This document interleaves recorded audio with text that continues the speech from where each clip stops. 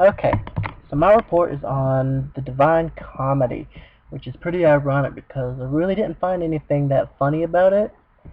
So, in the beginning of the story, we begin with part 1, Inferno. Dante is lost in a forest, straying from the path of righteousness.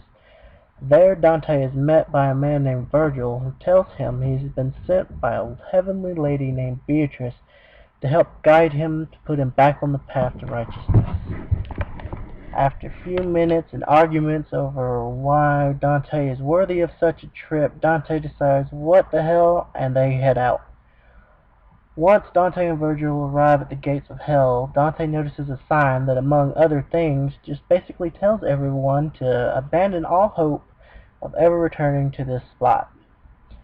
Once past the gate, Dante is informed by Virgil that there are 9 separate rings of hell, each for their own condemned sin and punishment.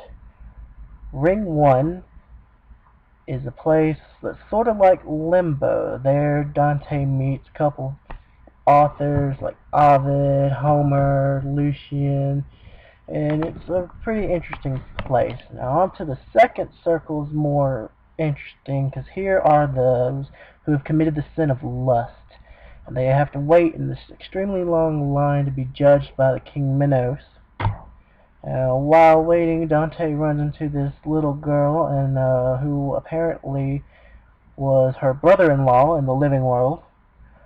This little thing tells Dante a story of how their hot naked love affair in the living world caused their damnation here in the second ring. And I don't know what she said, but it was pretty powerful stuff, let me tell you that, because Dante ends up fainting. Once he awakens, he finds himself inside the third circle, and in the third circle, all those who have committed the sin of gluttony are chased and hounded by the demon dog Cerberus. Now, one of these guys manages to come over and talk to Dante too, and he tells him of a fortune of hardship Dante may have going back to his homeland after he's been exiled, which is no big surprise.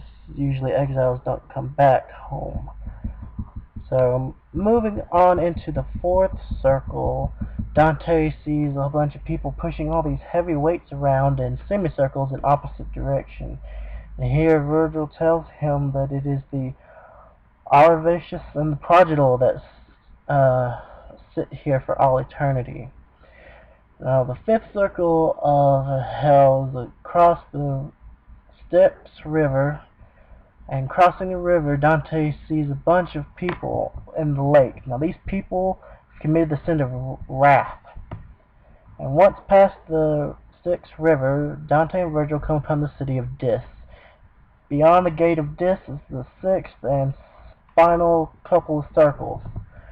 Now, once they get to the gate of Dis, they are met by 3 precocious little furies who are trying everything they can to get them to stop from entering the city.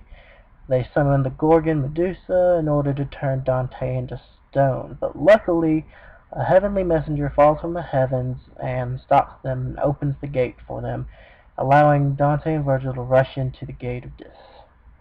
Now here Virgil tells Dante that the sixth circle is for heretics, and each heretic lies in one of these red-hot sepulchres. And Dante talks to a couple of guys in one of the sepulchres and finds out that those of the dead can see the future, however they cannot see the present. That's a bit odd twist of fate. So moving on into the seventh circle, Virgil tells Dante that it is divided up into 3 different parts, and from this part it just gets incredibly insane. We see Minotaur, we see the centaurs, just a whole bunch of random craziness all throughout these last couple of rings here. The first ring of hell is divided up for those who have done violence onto others, while the second is for those who have committed violence upon themselves.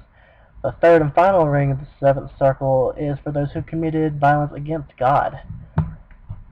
So, once passing through the 7th ring, they go to the 8th ring, where Virgil tells Dante there are 10 different sub-levels for panderers, seducers, flatterers, simonists, whatever they are, diviners, berators, hypocrites, thieves, false counselors, makers of discord, and impersonators. Dante looked at Virgil and said, 10 different levels? Okay, let's just go right on to the ninth. Well, in order to get into the ninth level, they need to trick the giant into putting them down into the ninth level. Once down there, they come upon the frozen lake Coctus, where the people damned into the ninth circle are frozen in various lengths. Now, the first of these 4 inner circles, the ninth circle, is reserved for people who have betrayed their kin. The second goes on to people who have betrayed their country or party. The third are for those who have betrayed their guest. And the fourth is for those who have committed the ultimate sin of betraying their benefactors or lords. Now here at the center of everything is Satan, who is stuck waist deep into the ice, unable to escape. Now Dante and Virgil climb down the hair of Satan into the southern hemisphere and finally escape into a night and starry sky.